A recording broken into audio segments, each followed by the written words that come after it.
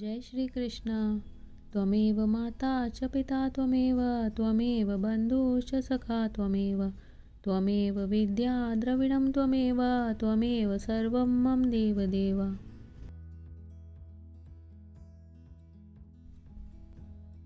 श्रीमद् भगवद गीता के दूसरे अध्याय का महात्म्य। श्री भगवान कहते हैं, लक्ष्मी, प्रथम अध्याय के महात्म्य का उत्तम उपाख्यान मैंने तुम्हें सुना दिया। अब अन्य अध्यायों के महात्म्य श्रवण करो। दक्षिण दिशा में वेद वेत्ता ब्राह्मणों के पुरंदरपुर नामक नगर में श्रीमान देवशर्मा नामक एक विद्वान ब्राह्मण रहते थे। वे अतिथियों के पूजक, स्वाध्यायशील, वेद शास्त्रों के विशेषज्ञ, यज्ञों के अनुष्ठान करने वाले और तपस्वियों के सदा ही प्रिय थे। उन्होंने उत्तम द्रव्यों के द्वारा अग्नि में हवन करके दीर्घ काल तक देवताओं को तृप्त किया, किंतु उन धर्मात्मा ब्राह्मण को कभी सदा रहने वाली शांति न मिली। वे परम कल्याणमय तत्व का ज्ञान प्राप्त करने की इच्छा से प्रतिदिन प्रचुर सामग्रियों के द्वारा सत्य संकल्प वाले तपस्वियों की सेवा करने लगे। इस प्रकार शुभ आचरण करते हुए उन्हें बहुत समय बीत गया। एक दिन पृथ्वी पर उनके समक्ष एक त्यागी महात्मा प्रकट हुए। वे पूर्ण अनुभवी, आकांक्षा रहित, नासिका के अग्रभाग पर दृष्टि रखने वाले तथा शांतचित्त थे। निरंतर परमात्मा के चिंतन में संलग्न हो वे सदा आनंद विभोर रहते थे। देव शर्मा ने उन नित्य संतुष्ट तपस्वी को शुद्ध भाव से प्रणाम किया और पूछा, महात्मन, मुझे शांतिमयी स्थिति कैसे प्राप्त होगी? तब उन अज्ञानमयी संत ने देव शर्मा को सोपुर नगराम के निवासी मित्रवान का, जो बकरियों का चरवाहा था, परिचय दिया और कहा, वही तुम्हें उपदेश देगा। यह सुनकर देव शर्मा ने महात्मा के चरणों की वंदना की और समृद्धिशाली सोपुर ग्राम में पहुंचकर उसके उत्तर भाग में एक विशाल वन देखा। उसी वन में नदी के किनारे एक शिला पर मित्रवान बैठा था। उसके नेत्र आनंदातीरे के निश्चल हो रहे थे। वह अपलक दृष्टि से देख रहा था। वह स्थान आपस का स्वाभाविक वैर छोड़कर एकत्रित हुए परस्पर विरोधी जंतुओं से घिरा था। वहां उद्यान में मंद मंद वायु चल रही थी। मृगों के झुंड शांत भाव से बैठे थे और मित्रवान दया से भरी हुई आनंदमयी मनोहारिणी दृष्टि से पृथ्वी पर मानो अमृत छिड़क रहा था। इस रूप में उसे देखकर देव शर्मा का मन प्रसन्न हो गया। वे उत्सुक होकर बड़ी विनय के साथ मित्रवान के पास गए। मित्रवान ने भी अपने मस्तक को किंचित नवाकर देव शर्मा का सत्कार किया। तदंतर विद्वान देव शर्मा अनन्य चित्त से मित्रवान के समीप गए और जब उसके ध्यान का समय समाप्त हो गया, उस समय उन्होंने अपने मन की बात पूछी। महाभाग, मैं आत्मा का ज्ञान प्राप्त करना चाहता हूँ। मेरे इस मनोरथ की पूर्ति के लिए मुझे किसी ऐसे उपाय का उपदेश कीजिए जिसके द्वारा सिद्धि प्राप्त हो चुकी हो। देव शर्मा की बात सुनकर मित्रवान ने एक क्षण तक कुछ विचार किया। उसके बाद इस प्रकार कहा, विद्वान, एक समय की बात है, मैं वन के भीतर बकरियों की रक्षा कर रहा था। इतने में ही एक भयंकर व्याघ्र पर मेरी दृष्टि पड़ी, जो मानो सबको ग्रस लेना चाहता था। मैं मृत्यु से डरता था, इसीलिए व्याघ्र को आते देख बकरियों के झुंड को आगे करके वहां से भाग चला, किंतु एक बकरी तुरंत ही सारा भय छोड़कर नदी के किनारे उस बाग के पास बेरोक टोक चली गई। फिर तो व्याघ्र भी द्वेष छोड़कर चुपचाप खड़ा हो गया। उसे इस अवस्था में देखकर बकरी बोली, व्याघ्र, तुम्हें तो अभिष्ट भोजन प्राप्त हुआ है। मेरे शरीर से मांस निकालकर प्रेम पूर्वक खाओ ना। तुम इतनी देर से खड़े क्यों हो?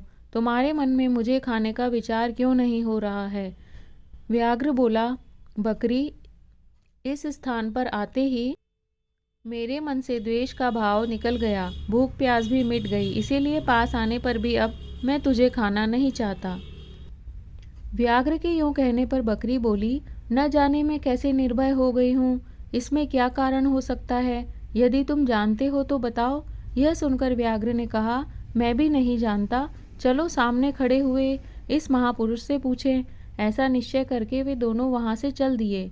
उन दोनों के स्वभाव में यह विचित्र परिवर्तन देखकर मैं बहुत विस्मय में पड़ा था। इतने में ही उन्होंने मुझसे ही आकर प्रश्न किया।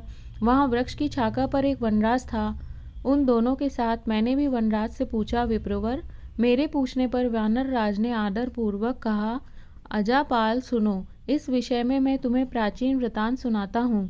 यह सामने वन के भीतर जो बड़ा मंदिर है, उसकी ओर देखो। इसमें ब्रह्मा जी का स्थापित किया हुआ एक शिवलिंग है। पूर्व काल में यहाँ सुकर्मा नामक एक बुद्धिमान महात्मा रहते थे, जो तपस्या में संलग्न होकर इस मंदिर में उपासना करते थे। वे वन से फूलों का संग्रह कर लाते और नदी के जल से पूजनीय भगवान शंकर को स्नान कराकर उन्हीं से उनकी पूजा किया करते थे। इस प्रकार आराधना का कार्य करते हुए सुकर्मा यहाँ निवास करते थे। बहुत समय के बाद उनके समीप किसी अतिथि का आगमन हुआ। सुकर्मा ने भोजन के लिए फल लाकर अतिथि को अर्पण किया और कहा, विद्वान, मैं केवल तत्वज्ञान की इच्छा से भगवान शंकर की आराधना करता हूँ। आज इस आराधना का फल परिपक्व होकर मुझे मिल गया, क्योंकि इस समय आप जैसे महापुरुष ने मुझ पर अनुग्रह किया है। सुकर्मा के ये वचन सुनकर तपस्या के धनी महात्मा अतिथि को बड़ी प्रसन्नता हुई। उन्होंने एक शिलाखंड पर गीता का दूसरा अध्याय लिख दिया और ब्राह्मण को उसके पाठ एवं अभ्यास के लिए आज्ञा देते हुए कहा, ब्राह्मण, इससे तुम्हारा आत्मज्ञान संबंधी मनोरथ अपने आप सफल हो जाएगा। यूं कहकर वे बुद्धिमान तपस्वी सुकर्मा के सामने ही उनके देखते देखते अंतर्ध्यान हो गए। सुकर्मा विस्मित होकर उनके आदेश के अनुसार निरंतर गीता के द्वितीय अध्याय का अभ्यास करने लगे। तदंतर दीर्घ काल के पश्चात अंतकरण शुद्ध होकर उन्हें आत्मज्ञान की प्राप्ति हुई।